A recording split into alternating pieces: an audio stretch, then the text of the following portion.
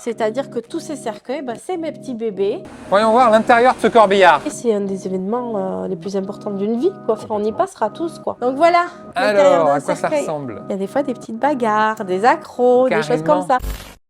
Salut! Aujourd'hui, dans cette vidéo, on va suivre Sabrina. Elle est conseillère funéraire, justement dans une entreprise de pompes funèbres juste derrière moi. Et on va découvrir ce métier très particulier. Mais avant ça, je précise que cette vidéo est sponsorisée par Conto. Mais ça, je vous en reparle plus tard. Sabrina, toi, tu as une entreprise de pompes funèbres. Comment on appelle ton métier d'ailleurs? C'est quoi? Parce qu'on ne dit pas croque-mort, on est d'accord. Ça n'existe pas ça. Ah oui, ça existe encore? On peut dire croque-mort, mais sinon je suis conseillère funéraire, maître de cérémonie et dirigeante d'entreprise de pompes funèbres. Ok, très bien. Et donc là, on est dans ton entreprise. Enfin, ça se voit, je pense, le domaine dans lequel on est. Déjà. Est-ce que tu peux me faire un petit tour un peu Ouais. Du coup, là, on est vraiment dans la partie accueil famille où je vais faire tout ce qui est vente d'articles funéraires. Donc moi, j'ai plutôt opté pour des articles funéraires doux, qui me ressemblent, colorés, plus modernes. Je fais du traditionnel, des plaques là, comme c'est du traditionnel, celle-ci. Voilà, ça c'est du granit, c'est quelque chose qui est assez traditionnel. Mais je fais pas mal de modernes comme ce style de plaque. Ah oui, c'est original ça, oui. Voilà. Par exemple, l'urne ballon de rugby, c'est une urne qui marche super bien, surtout ici dans le sud-ouest. Alors oui, je n'ai pas dit, mais on est à Montauban. Voilà, on est à Montauban, terre d'Ovalie. Et attends, mais ça aussi, c'est des urnes, ça? Ouais. Ok.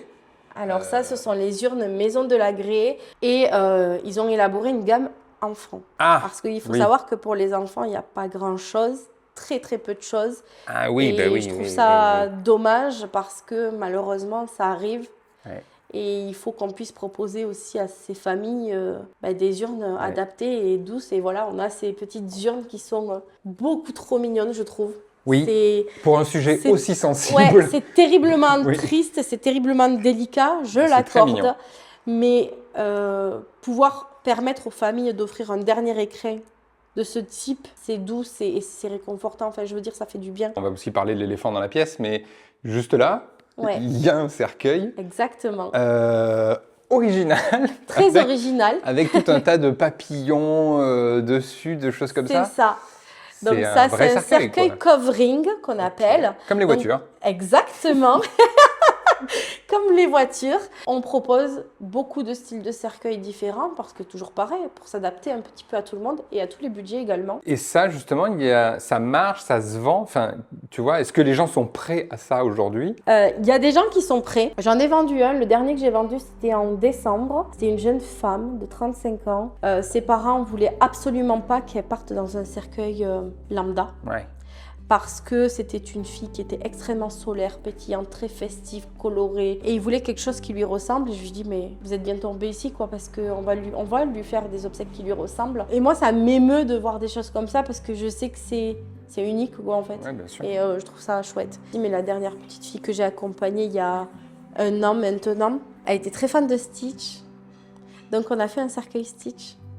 Voilà. Okay. Mais c'était, je sais pas comment l'expliquer parce qu'il y a des gens qui vont dire mais elle est complètement folle de dire ça, mais c'était beau. Oui. C'était beau parce que c'était, enfin je sais pas, c'était elle, c'était voilà, c'est. Ça lui ressemblait. Ouais, exactement. Okay. Permettre à des personnes d'accompagner leurs défunts de cette façon-là, c'est les permettre aussi d'avancer au mieux dans leur deuil et dans leur avenir, quoi, tout simplement. C'est important.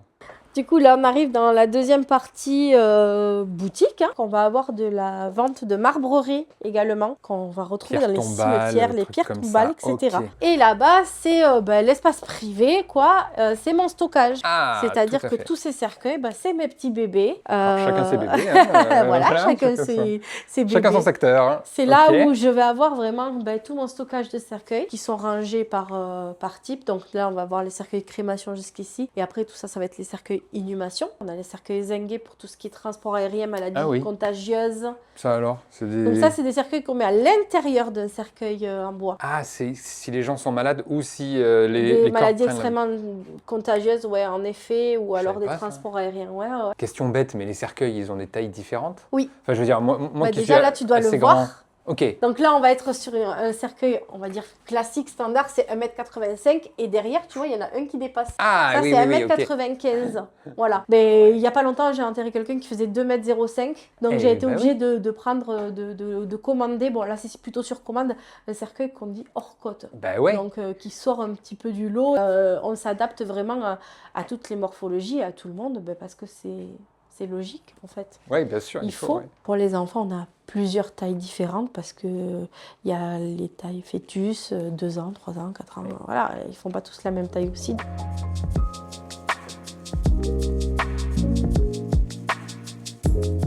Parfois, il y a de l'attente, tu sais, entre le moment où quelqu'un décède et le moment où il peut être inhumé, etc. Tu sais, on lui dit, ah, ben, il faut attendre, il y en a pour, je sais pas quoi, 2 semaines ou 3 semaines. Il faut vraiment qu'il y ait un gros souci. Hein.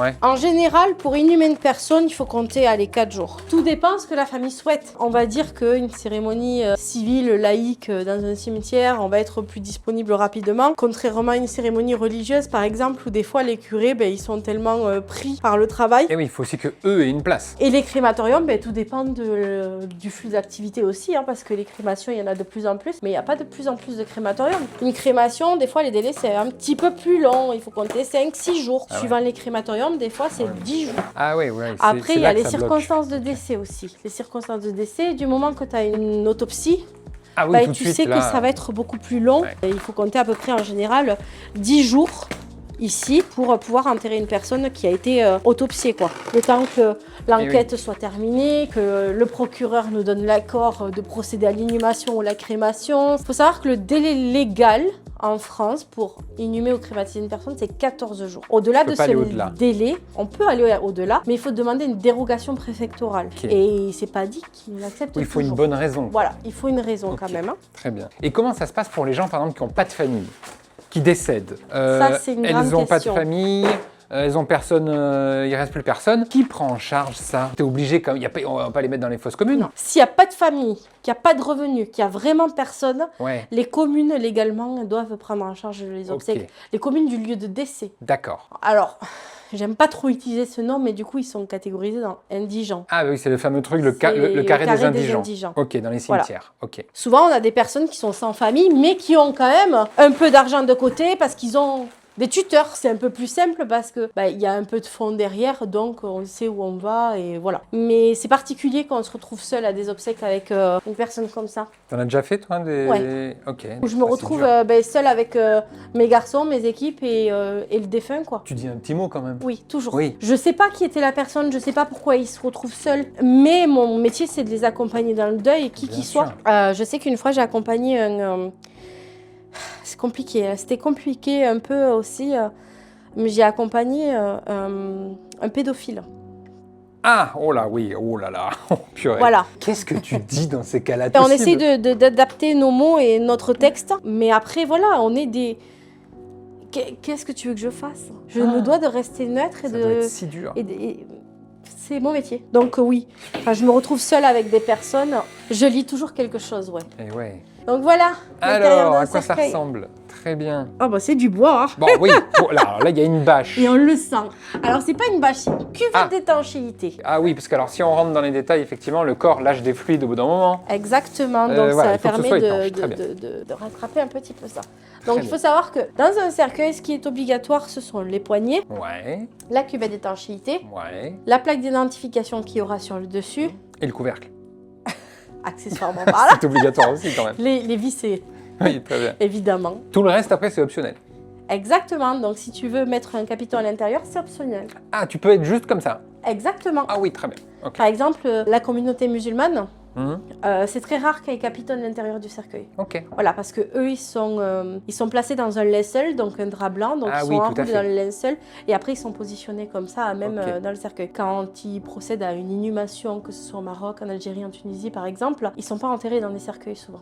Ils sont enterrés à même la terre dans un drap blanc. Tout à fait. Sauf qu'en France, c'est interdit, c'est ça? Sauf qu'en France, le cercueil est obligatoire pour toutes les religions. Très bien. Donc on trouve des subterfuges par rapport à ça, tout simplement, et voilà quoi. Ouais. On s'adapte, donc il y a des, voilà, il y a des familles qui... Et puis il y en a qui sont ultra ok avec le fait d'être entre quatre planches, comme ils me disent souvent, qui partent du principe que ça sert à rien le capiton. Parce que le capiton, c'est aussi pour quand on enlève le couvercle et qu'on puisse voir les personnes, que ça fasse un peu joli, etc. C'est ça, c'est surtout pour la présentation de la personne, surtout quand elle est en chambre funéraire, qu'on va la présenter en cercueil, cercueil ouvert, du coup, automatiquement, ça fait un peu bizarre de voir la personne avec sans habillage, quoi. Ça peut être particulier. Alors qu'en soi, pour le goût des choses, mais le confort du défunt, il ressent rien, lui, ça ne fera pas de différence, quoi. En général, il va pas nous mettre une note sur Google après. C'est ça le truc. Lui, il te note pas ton métier. Non, ça c'est clair. On nous dit souvent, toi, tes clients, ils doivent pas être trop chiants. Oui. Ah, alors non, pour le coup, les défunts, ils le sont pas. Voilà, pas trop de SAV. Voilà, c'est ça. Mais après, famille. On a les vivants quand même. Et oui, il reste toute la famille. Des fois, sont exigeants. J'ai jamais eu des familles chiantes, vraiment. Oui. J'ai beaucoup de chance. Chaque famille que j'ai accompagnée, c'est des familles que j'ai fortement appréciées. Et alors, une fois que tu as capitonné ton cercueil, comment ça se passe? C'est toi qui vas chercher le défunt dans la chambre funéraire, enfin dans la... C'est ça. Alors, des fois, je m'occupe du cercueil après avoir géré le défunt. S'il est en chambre funéraire, moi je viens ici, je prépare le cercueil et je reviens ensuite à la chambre funéraire pour faire la mise en bière, donc la mise du défunt dans son cercueil. C'est quoi, c'est toi qui le portes? Le cercueil? Le défunt pour le mettre à l'intérieur. Ah, alors moi qui le fais, ou sinon quand on a des équipes de deux, ça dépend de la morphologie, mais ça m'est eu arrivé de faire des mises en bière toute seule. Ouais. Tout dépend de la morphologie, attention. Par exemple, un enfant seul, c'est facile à faire, j'ai envie de te dire. Facile, c'est un bien grand mot. C'est un des gestes les plus difficiles que j'ai eu à faire de toute ma vie. C'est facile physiquement, mais extrêmement difficile mentalement. Et donc, une fois ça, après, tu le fermes? C'est ça, on le ferme et ensuite on l'emporte. Il n'y a pas une histoire de scellé? Il n'y a pas un truc comme ça? Ils ne sont pas scellés, les cercueils? Pas obligatoirement pour tout. Il faut savoir que la pose de scellé est obligatoire pour la crémation. Donc là, c'est... alors ici, à Montauban, c'est la police nationale qui se déplace pour faire la pose de scellé. Sur des communes, ça va être la police municipale ou bien même les élus de la mairie. Si la personne est décédée à Montauban, qu'on fait la fermeture de cercueil à Montauban et qui sera enterré à Montauban, on n'est pas dans l'obligation de faire une pose de scellé. Voilà. Ok. Que pour l'inhumation. Pour la crémation, c'est constamment obligatoire. Oui, c'est très codifié quand même. Vraiment, la législation dans le funéraire, c'est quelque chose. Ouais, mais c'est normal. En fait, il n'y a pas de place pour l'erreur dans notre métier, clairement. Parce que, un truc que j'adore dire, contrairement à un mariage, on ne peut pas recommencer. Non, on ne peut pas recommencer, tout à fait. Donc, c'est pour ça qu'il faut faire très attention. Il faut être extrêmement rigoureux dans notre métier. Il y a beaucoup de paperasse, il y a beaucoup de démarches administratives. C'est très, très complet, quoi. Il faut être très organisé aussi. Bon, voilà, il faut faire très attention. Alors, voyons voir l'intérieur de ce corbillard. Là, il est prêt à repartir sur une cérémonie. Ok. Parce que du coup, moi, je me trimballe avec tout mon matériel de cérémonie, à savoir le chevalet pour poser les photos. Et bien sûr. Le pupitre. Le pupitre pour le micro, etc. Pour les prises de parole en public. Pour la sono. Et oui, bien sûr. Je me déplace toujours avec ma sono et tout ça. Et ensuite, on a ici, du coup le catafalque.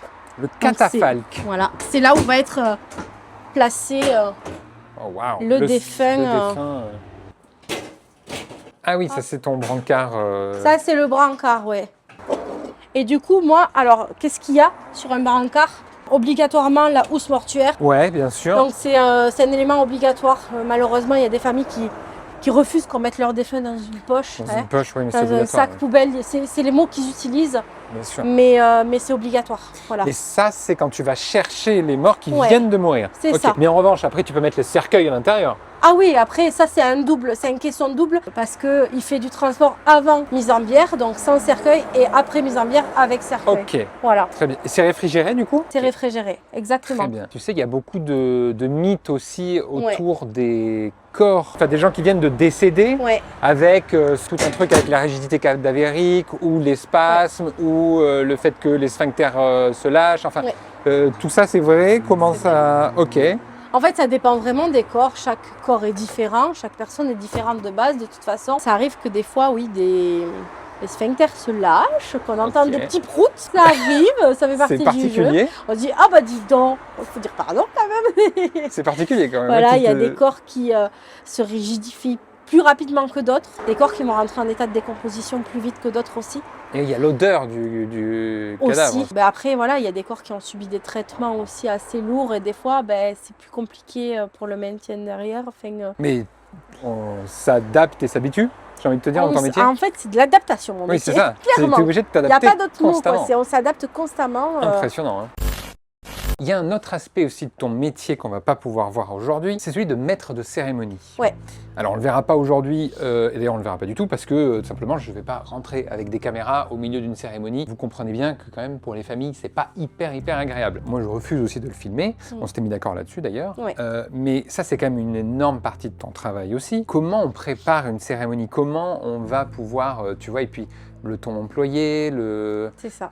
c'est hyper difficile ça, non? Il faut passer beaucoup de temps avec la famille Ouais. pour faire une cérémonie qui ressemble le maximum possible à la personne décédée. Comment il était, qui il était, qu'est-ce qu'il faisait de la vie, qu'est-ce qui le passionnait, est-ce qu'il avait des couleurs préférées, des plats préférés. Vraiment, je rentre dans l'intimité, j'ai l'impression d'être toi pendant 1h30. C'est vrai, voilà, qui vient dans De l'intimité poser des gens. beaucoup de questions, de rentrer dans l'intimité, et ce qui permet derrière de générer quelque chose. Et puis après, moi, je suis une boîte à idées et en fait, il me donne un mot-clé. Et avec ce mot-clé, je vais dire, oh, on pourrait faire ça, ça, ça, ça. Alors des fois, je pars dans l'excès. Ils me disent, oh, non, c'est un peu trop quand même. Ok. Des fois, je reste soft et ah ouais, on peut faire ça et tout ça. Donc en fait, mon rôle de maître de cérémonie, c'est vraiment d'écouter, d'être présente, de leur poser beaucoup de questions et pour pouvoir leur proposer des choses derrière. Le maître de cérémonie, c'est vraiment celui qui va être leur guide, leur épaule vraiment le jour de la cérémonie aussi. On est là aussi pour prendre la parole en public parce que du coup, on écrit. Alors moi, j'écris toutes mes cérémonies. Okay. Il ne faut pas être timide alors dans ton métier. Non, il faut éviter. Tu vois, pour pouvoir prendre la parole en public. En tout cas, pour maître de cérémonie, le mieux c'est de ne pas être très timide, ouais. Voilà. Parce que du coup, c'est vrai qu'on doit prendre la parole devant des gens. Le plus difficile dans le métier de maître de cérémonie, c'est d'avoir un self-control. Parce qu'en fait, il faut prendre la parole devant les gens. Des gens qui sont dans des émotions plus ou moins intenses, quoi. Ouais. Donc il faut vraiment prendre sur soi justement pour bien faire maîtriser ça. Et puis c'est surtout que le rôle de maître de cérémonie, des fois c'est le rôle du gendarme. Toutes les cérémonies ne se passent pas super bien. Il y a des fois des petites bagarres, des accros, des choses comme ça. Ouais, carrément, ouais, wow. Comme tu dis. Donc c'est vrai que on est là aussi pour faire en sorte que tout se passe au mieux. Bien. Ouais. Du coup, le rôle de maître de cérémonie, c'est vraiment un des rôles clés. C'est mon rôle préféré, je dirais. C'est vrai? Okay. Ouais, j'adore. Vraiment, c'est mon petit dada. Sabrina enchaîne avec un rendez-vous pour un contrat obsèques. En gros, c'est exactement comme une famille qui préparerait les funérailles d'un proche qui viendrait de décéder, sauf que là, la personne est bien vivante. Et elle vient en avance prévoir ses propres funérailles pour que le jour où elle décédera, tout soit organisé et payé. Alors, la première question, c'est de savoir est-ce que tu sais ce que tu as envie de faire ou pas du tout. Alors, plus ou moins. La base, ça va être de savoir est-ce que tu souhaites une cérémonie religieuse? Oui. Plutôt messe, bénédiction. Bénédiction. Et ensuite, est-ce que tu souhaites être inhumé ou crématisé? Crématisé. Ok. Un avis de parution dans la presse? Non. Qu'est-ce que tu souhaites faire de tes cendres? Alors, mes cendres, je sais pas si c'est jouable. En fait, j'aurais voulu me diviser en 4. Une pour Laurent et une pour chacun de mes enfants et qu'ils aillent disperser en fait là où bon leur semble. Ouais, mais c'est pas faisable. Légalement parlant, c'est... On n'a pas le droit. C'est pas... Non, on peut pas dissocier des cendres. La dispersion est autorisée, hein, mais on peut pas diviser les cendres pour les disperser à différents endroits. Est-ce que tu as des idées précises, des choses que tu t'es imaginées potentiellement pour tes obsèques? Alors, pour mes obsèques, je veux pas de prise de parole à l'église de mes proches. Ok, donc on laisse les officiants religieux ça, voilà. faire leur S'il y a de la prise bénédiction. de parole à faire, je veux que ce soit fait au crématorium. Ouais, ben oui, c'est plus laïque. Ouais, voilà. Il y a 2 chansons que je veux à tout prix. Oui. À l'église, c'est Alléluia de Bastian Baker et Prière païenne de Céline Dion. J'adore. Et du coup, prière païenne, on la met à la fin, comme ça on sort et on danse, c'est ça? Voilà. Et par contre, dans le salon funéraire, c'est pareil, je veux tout le temps une musique de fond. Je comprends.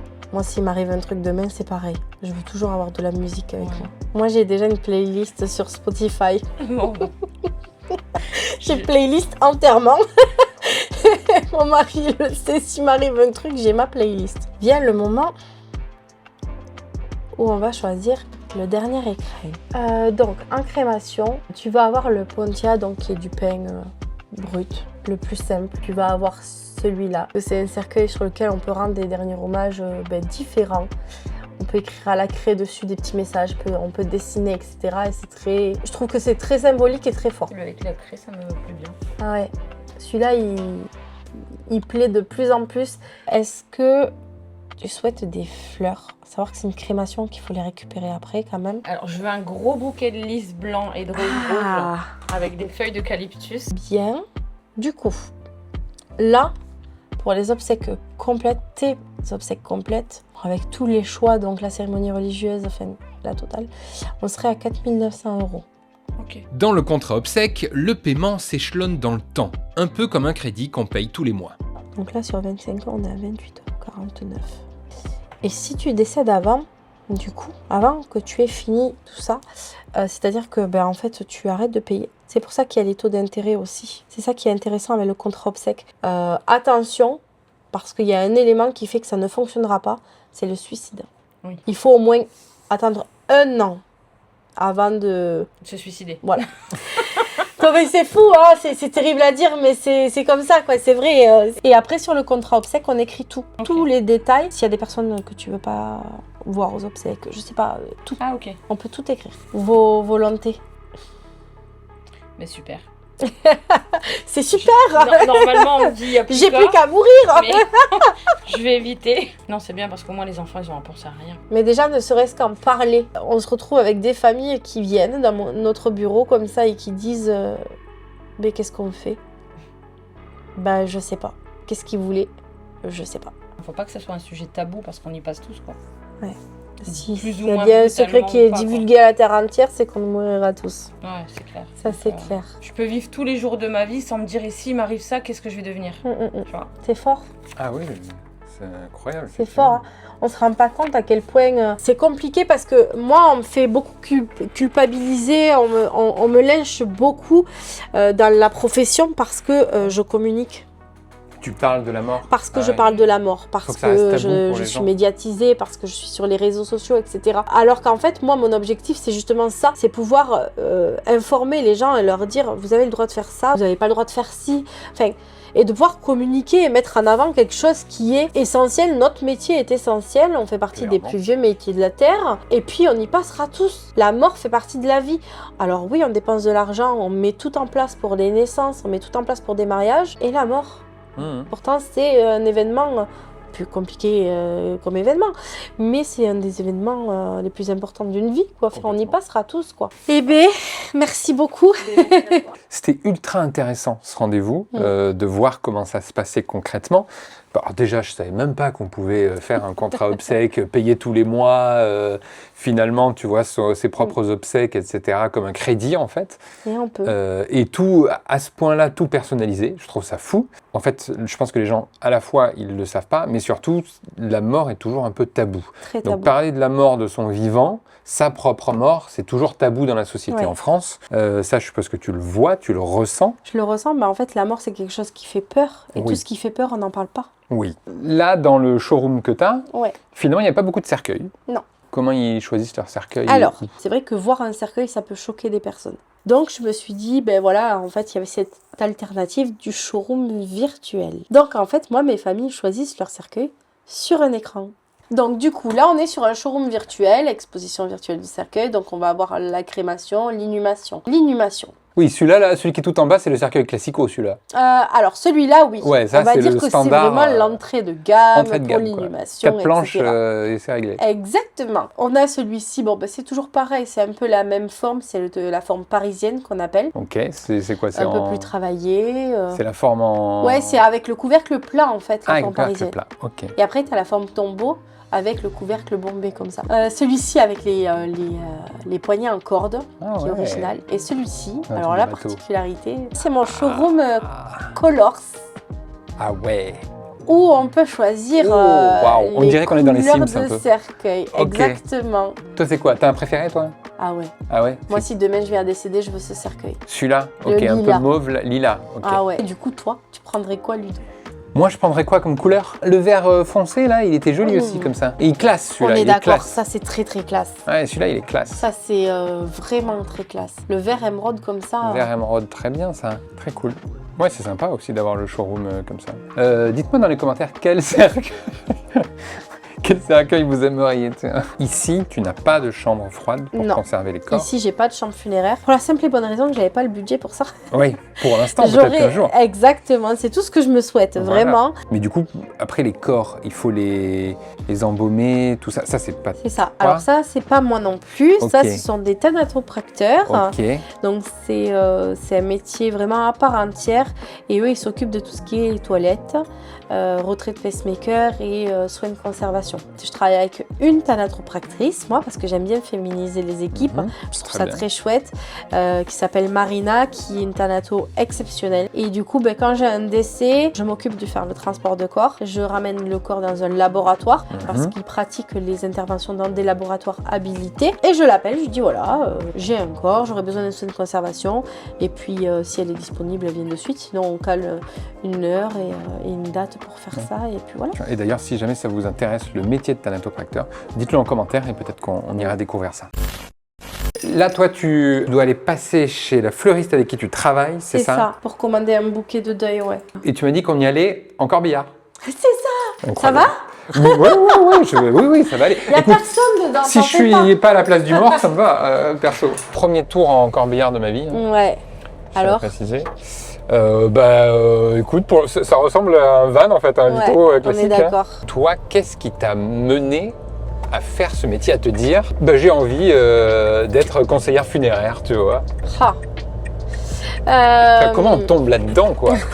C'est une vocation, c'est un métier alimentaire. Enfin, tu vois, comment tu te dis je vais faire ça comme métier? Alors, ceux qui font ça comme métier alimentaire, je pense qu'ils arrêtent vite. C'est un métier vocation. Et j'irai même au-delà de ça. Moi, je pense que c'est une mission qu'on a. Je pars du principe que chaque personne a une mission sur Terre. Et moi, ma mission, c'est celle-là. Ok. C'est d'accompagner les autres en fait. Moi à l'époque j'étais barista, donc je travaillais dans la restauration. J'aimais ce que je faisais, mais est-ce que j'étais épanouie? Non. Et puis la maladie de mon père est arrivée et le cancer. On a vécu tout ça ensemble, en famille. Et puis est venu le moment compliqué où malheureusement le cancer a eu raison de lui, de nous, et la maladie l'a emporté. Et en fait ça a été ultra révélateur pour moi de me retrouver face à un catalogue et de devoir choisir un cercueil. En fait j'ai trouvé ça complètement lunaire. Je me disais mais quand est-ce que je vais me réveiller de ce cauchemar en fait? Après je me suis dit purée, 52 ans quand même, il n'a pas pu profiter de sa vie, il n'a pas voyagé, etc. Est-ce qu'il serait pas temps de faire les choses avant qu'il ne soit trop tard justement? Et je me suis regardée dans un miroir, je me suis dit mais qu'est-ce que tu veux faire en fait? Est-ce que tu es heureuse là? Et non, en fait je ne l'étais pas. Et du coup j'ai décidé de me reconvertir professionnellement, de mettre un pied dans une pompe funèbre en me disant mais oui, mais en fait j'ai organisé les obsèques de mon père et j'ai trouvé ça beau de pouvoir rendre un dernier hommage décent. Et puis au bout d'une heure de stage, je suis tombée littéralement amoureuse du métier. Je me suis dit mais en fait ma place elle est là. C'était pas simple parce que c'était quitter la stabilité financière de mon travail, bien sûr. Et de me retrouver du jour au lendemain avec le peut-être. Est-ce que je vais trouver du travail? Je sais pas, parce que tout le monde me disait que c'était un milieu qui était assez bouché quand même, et en plus de ça qui était encore plus bouché pour les femmes. Aussi, parce qu'il n'y a pas beaucoup de femmes dans ton domaine. Il y en a de plus en plus. C'est bien. Mais aussi polyvalente, on va dire. Peu. Et du coup, tu parlais de formation. Ouais. C'est quoi la formation pour faire ton métier? Alors, moi, j'ai la formation de conseiller funéraire, maître de cérémonie. C'est une formation qui se passe en 3 mois à peu près. Ok. Souvent qui est pris en charge par les comptes CPF, par France Travail, les missions locales, etc. Ou même des fois les régions prennent en charge les formations, mais de moins en moins, toujours pareil. C'est compliqué, ça devient vraiment un secteur qui est très bouché, et du coup ils veulent de moins en moins subventionner les formations. Donc ceux qui veulent vraiment faire ce métier, attention, faites bien des stages d'immersion. Et après moi j'ai passé une formation supplémentaire qui est dirigeante d'entreprise funéraire, parce que pour avoir sa propre société de pompe funèbre, il faut obligatoirement cette formation là. Donc là c'est une quinzaine de jours, c'est vraiment voilà. Ils t'apprennent à gérer une entreprise aussi. Tout ce qui est management, gestion d'entreprise, comptabilité, business plan, etc. Mais toujours tourné autour du funéraire quand même. Et oui, bien sûr, mais ça fait partie des choses. Et heureusement, aujourd'hui, il y a des outils aussi qui aident et qui facilitent la vie des dirigeants d'entreprise. C'est vrai. Voilà, dont Conto qui est le partenaire de cette vidéo. Conto, c'est le compte pro et je vous explique tout ça. Conto, c'est le compte pro qui va faciliter la vie de votre entreprise.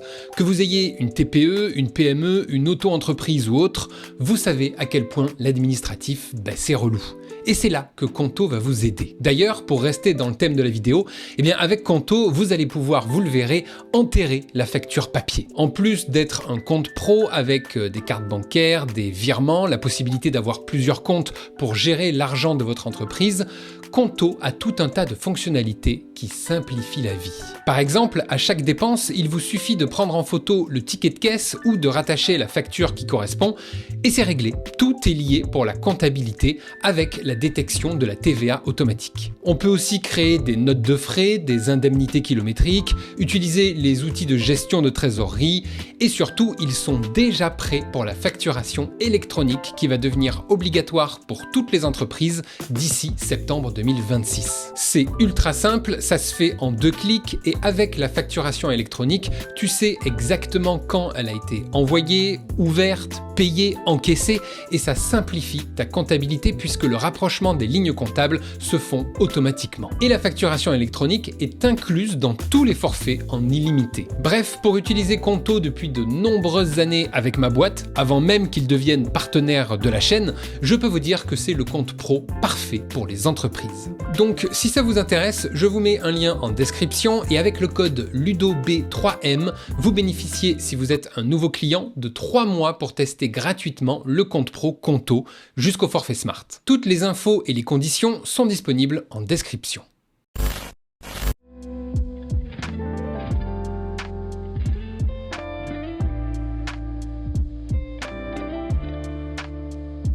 Tu vois, il y a un rapport aussi dans la mort à la religion, parfois.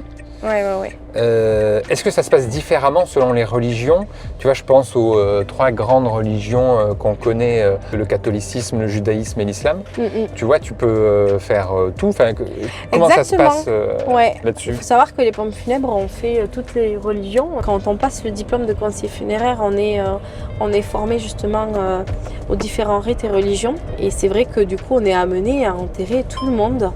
En fait, il y a vraiment un truc qui est fort dans notre métier, c'est que en fait, on est comme des juges. On se doit d'être neutre parce qu'en fait, on va enterrer toute appartenance religieuse différente. On va enterrer des personnes venant de différents bords au niveau d'orientation sexuelle, que ce soit des partis politiques, on peut enterrer des extrêmes, comme Toi, tu t'en fiches, tu enterres on enterre des personnes, humains, des êtres humains. Voilà, Et en fait, il n'y a pas de jugement, il y a une très très grande tolérance à avoir dans notre métier. Et c'est ce qui fait toute la beauté de mon métier. Et c'est pour ça que je l'aime énormément aussi. Est-ce que tu as déjà essayé des cercueils, des choses comme ça tu vois? Alors, sans fermer le couvercle, parce que j'espère je pour suis toi, sinon c'est... un peu claustro sur les bords. Et alors, on y est bien ou pas?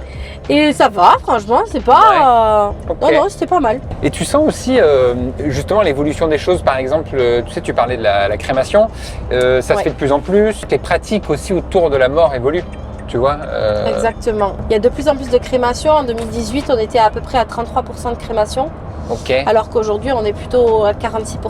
Ah ouais, ça continue de monter du coup. Donc c'est fou. Il y a un côté praticité aussi, tu vois. C'est ça, et puis il y a le coût aussi. Parce qu'en fait, s'il n'y a pas de monument derrière, donc ça veut dire qu'il n'y a pas d'achat de concession à faire, pas d'entretien, de construction, pas d'entretien, etc. Donc au final, sur la durée, ça coûte moins cher quand même une crémation avec une dispersion. Je pensais qu'on n'avait pas le droit en France de disperser les cendres. Je pensais que c'était interdit, ça. C'est une légende urbaine, alors. Que tout le monde pense ça. Alors, il y a dispersion et dispersion. C'est tout ce qui est lieu public et tout ça, on évite, bien évidemment. Parce qu'on m'avait déjà demandé de disperser les cendres sur le stade Ernest Vallon, donc le stade toulousain. Donc, non. Bien évidemment que non, ce n'est pas possible. Avec l'urne ballon de rugby du coup qui va ensemble. Ah bah pourquoi pas Pourquoi pas même une urne où on tape dedans et hop ça explose et paf. Incroyable. Il y a un concept. C'est vrai. Hein. Mais non c'est possible de disperser en mer, mais toujours pareil. Par exemple en mer, océan, il faut s'éloigner de 300 mètres des bords de plage. Si on veut faire les choses en bonne et due forme, dans la légalité des plus totales, bien sûr, il faut tout informer. Alors après, toi tu le diras jamais parce que tu veux rester dans la légalité. Oui. Moi je me permets de le dire. Bon, si tu fais une petite randonnée et que tu jettes les cendres, personne on n'est pas dupe. On n'est pas dupe. Tout le monde le fait, je pense. Nous, notre rôle, rôle, c'est de conseiller et d'informer surtout les familles de ce qu'ils ont le droit de faire Oui, et ce qu'ils sur n'ont la pas loi, le droit bien de sûr. faire. Après, Ils sont libres de faire ce qu'ils veulent. du bien moment sûr. que vous récupérez l'urne, que vous m'avez signé le document, que vous êtes en toute âme et conscience au courant Et de personne ce que va vous avez le droit de vérifier, faire ou pas, ce n'est plus de ma hein. responsabilité. C'est ça.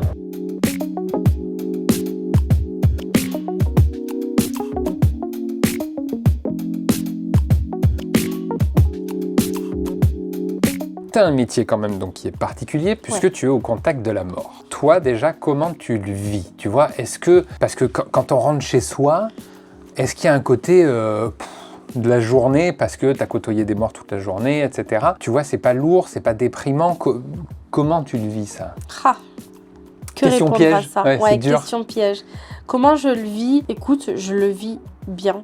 Ouais. Pour la simple et bonne raison que j'aime énormément ce que je fais. Quand je rentre chez moi, j'ai quelque chose qui m'attend. Ok. J'ai ma fille, j'ai mon mari, j'ai des passions, j'ai des hobbies. Je fais plein d'activités en dehors du travail qui me permettent justement de déconnecter et de me dire ouais, bah, je suis en vie et il faut que j'en profite. Je relativise en fait beaucoup plus depuis que je fais ce métier. Je sais pas, c'est bizarre à Ok. dire. Après, c'est sûr qu'émotionnellement parlant, c'est pas tous les jours simple. Il y a des deuils qui sont plus compliqués à gérer que d'autres. Et il faut pas être hypersensible pour faire ton métier.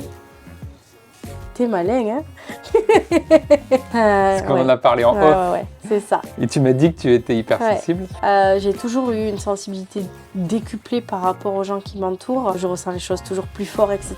Et ce qui est très bizarre parce que j'ai peur de la mort, je travaille avec la mort. En Je plus. suis hypersensible, je travaille avec la mort, mais il n'y a rien qui va en fait. Mais justement, je pense que c'est ma plus grande force dans mon métier. C'est Ouais. ce qui fait qu'aujourd'hui, je fais mon métier de la façon dont je le fais. Avec beaucoup d'humanité, beaucoup de cœur, beaucoup d'âme. Et il y en a plein qui voient la sensibilité d'un mauvais œil dans notre métier parce qu'ils partent du principe qu'il ne faut pas prendre les émotions des autres, qu'il faut rester stoïque.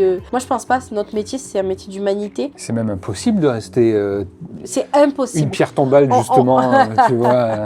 Bien joué, face le à jeu de ça. mots.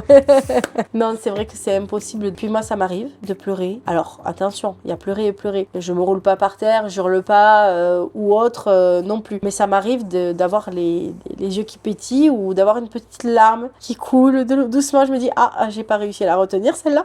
Tant pis. Et les familles m'en ont jamais tenu rigueur. Au Ok. contraire, ils m'ont même remercié parce que du coup, ils se sentent compris, ils se sentent vraiment accompagnés avec sincérité et humanité. Et après, il y a aussi des deuils, ou en tout cas des morts qui sont peut-être plus faciles à vivre pour toi que d'autres. Je pense à, admettons, si quelqu'un a bien vécu, a plus de 90 ans, décède, a fait toute sa vie, etc. C'est peut-être plus facile à vivre que les enfants, parce que, alors, parlons-en, mais ça t'arrive de devoir accompagner la mort d'enfants. Comme je dis toujours, l'âge, c'est pas quelque chose qui compte vraiment dans notre métier. On va parler plutôt de logique. Ok. Parce qu'il y a des personnes très âgées, des fois des centenaires, qui décèdent, mais qui vont me toucher énormément. Parce qu'il y a des parcours de vie, il y a des histoires, il y a des liens qui se créent avec les familles qui sont forts. Ce qui concerne des enfants, bien évidemment, ça fait partie de la chose la plus difficile qu'il y a à faire dans notre métier. D'une des choses les plus difficiles, parce que c'est pas logique. Donc en fait, il y a ce sentiment d'injustice, il y a ce sentiment de colère aussi, parce que quand on nous appelle pour le deuil d'un enfant et qu'on se retrouve à faire le transport, qu'on se retrouve avec cet enfant dans les bras, on est en colère parce qu'on se dit mais purée, mais pourquoi ?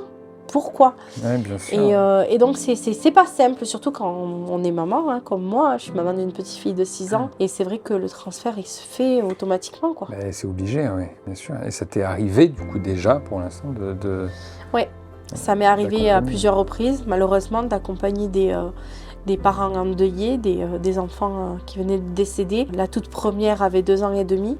Et je la garderai dans mon cœur toute ma vie. D'ailleurs, j'ai créé de très beaux liens avec sa maman, qui est devenue une de mes amies aujourd'hui, qui a toujours eu cette phrase étonnante, mais qui fait sens aussi quelque part, si on est un peu ouvert d'esprit et tout ça, qui m'a toujours dit si elle est décédée, c'était peut-être aussi pour qu'on puisse se rencontrer.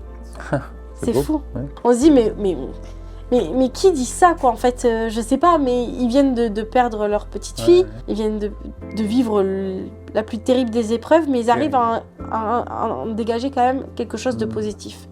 Et ça, c'est juste beau, quoi. On crée des liens très forts. La dernière que j'ai accompagnée, la petite louloute qui...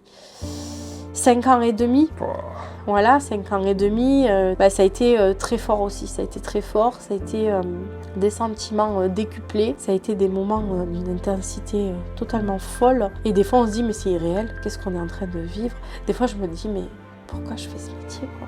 Mais qu'est-ce que je fous là? Ouais, je comprends. Qu'est-ce que je suis en train de faire en fait? Mais en même temps, c'est pas toi, il faut que ce soit quelqu'un qui le fasse. On est d'accord. Donc autant que ce soit quelqu'un qui le fasse bien, c'est ça. tu vois, et c'est peut-être là ton rôle justement. C'est exactement là mon rôle, qui est d'accompagner au mieux les familles. Pour ce qui concerne ces deux familles-là, ces deux louloutes que j'ai accompagnées, aujourd'hui, les mamans m'en remercient et les papas aussi, parce qu'on les oublie trop souvent, les papas qui sont d'un courage incroyable. Et ces deux mamans me le disent encore aujourd'hui. Sans toi, on n'en serait peut-être pas là aujourd'hui. Parce que un bon accompagnement, c'est permettre aussi aux gens de mieux avancer dans leur avenir et de mieux faire leur deuil aussi. Bien que je pense qu'on ne fasse jamais le deuil d'un enfant, qu'on ne fasse jamais le deuil tout court. C'est sûr. Quand on vient à perdre une personne qu'on aime du plus profond de notre être, on fait jamais le deuil. On apprend juste à avancer différemment. Du coup, aujourd'hui, elles sont deux nouveaux mamans, toutes les deux. Et je sais que j'ai apporté ma pierre à leur édifice, en fait. Elles n'auraient pas été accompagnées peut-être comme j'ai pu les accompagner. Elles n'en seraient peut-être pas là aujourd'hui. Mais on oublie trop souvent cet aspect de notre métier parce qu'on passe souvent pour des escrocs alors qu'on est des accompagnants avant le deuil des fois. Et on est des accompagnants après le deuil parce que ceux qui restent en vie, il faut continuer à les épauler, à les soutenir, quoi. Sabrina, merci beaucoup de m'avoir fait découvrir ton métier. Ça fait partie des métiers dont on connaît peu parce qu'ils sont entourés d'une aura de « faut pas trop en parler, oh là là, tabou, très tabou ». Donc au contraire, ça me fait hyper plaisir de pouvoir montrer ce que c'est justement ton métier. Je rappelle que tes réseaux sociaux sont en description si jamais ça intéresse aussi les gens de te suivre, de découvrir justement. Vous êtes les bienvenus. Voilà, tout à fait. Merci également à Kanto d'être le partenaire de cette vidéo. Je vous mets le lien en description si tout ça vous intéresse. Et merci également à vous d'avoir regardé cette vidéo. Si jamais elle vous a plu, n'hésitez pas à la liker, à la partager, abonnez-vous à cette chaîne, c'est important. Et moi, je vous donne rendez-vous un prochain dimanche 18 h pour une prochaine vidéo. Salut!